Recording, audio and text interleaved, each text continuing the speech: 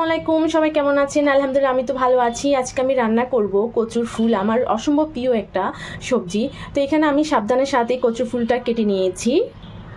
আমি এই কচু ফুলের যে উপরের যে হলুদ অংশটা আছে সেটা নিয়েছি, আর নিচের এই অংশটা আমি নিয়েছি।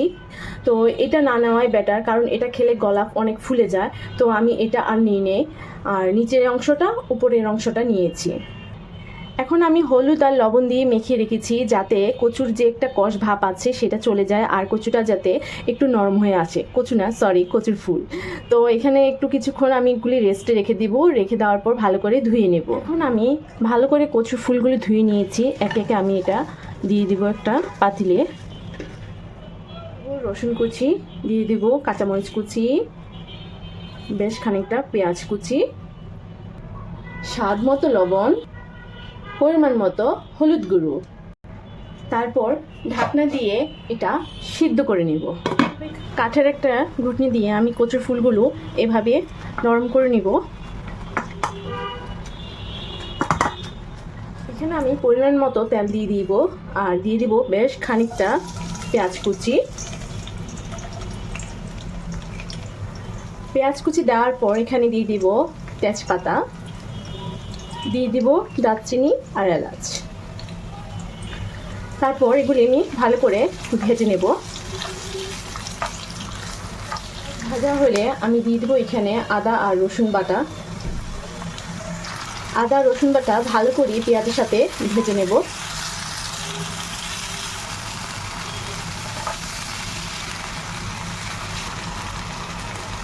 যাতে আদা রসুনের কাঁচা ভাবটা দূর হয়ে যায়, তাই একটু ভেজে নেব। সিদ্ধ করার সময় হলুদ দিয়েছি, তাই এখানে আমি সামান্য হলুদ দিব।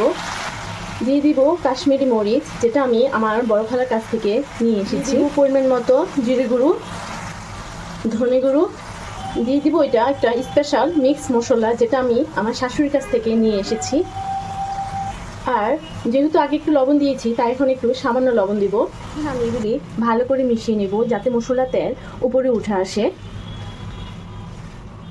আর আপনারা কে কোথা থেকে দেখছেন অবশ্যই আমাকে কমেন্ট বক্সে জানাবেন, তাহলে আমি আপনাদেরকে ধন্যবাদ জানাতে পারবো।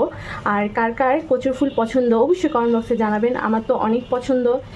আর কয়েকটা চিংড়ি মাছ, চাইলে আপনারা শুটকি দিয়েও খেতে পারেন, এভাবেই খেতে পারেন। আমি আজকে চিংড়ি মাছ দিয়ে রান্না করব। তো এখানে আমি চিংড়ি মাছগুলো ছোটো ছোটো কিউব করে কেটে নিয়েছি। এখন ভালো করে মশলার সাথে মিশিয়ে নিব, কিছুক্ষণ কষিয়ে তারপর আমরা সেই সিদ্ধ করে রাখা কচুর ফুল দিয়ে দেব। সেই সিদ্ধ করে রাখা কচুর ফুলগুলো আমি দিয়ে দিচ্ছি।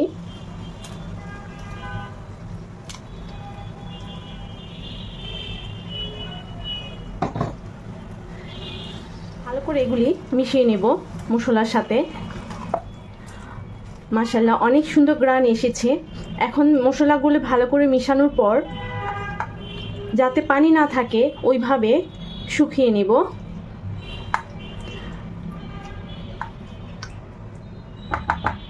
অনবরত একটু নাড়তে হবে যাতে নিচে না লেগে যায়। খুব সুন্দর গ্রান এসেছে। কারা কারা পছন্দ করেন অবশ্যই কমেন্ট বক্সে জানাবেন। আর এভাবে বানিয়ে দেখবেন, খেতে অনেক ভালো লাগবে আপনাদের। মশলার সাথে ভালো করে মিশানোর পর এভাবে অনবরত নাড়তে হবে যাতে নিচে না লেগে যায়।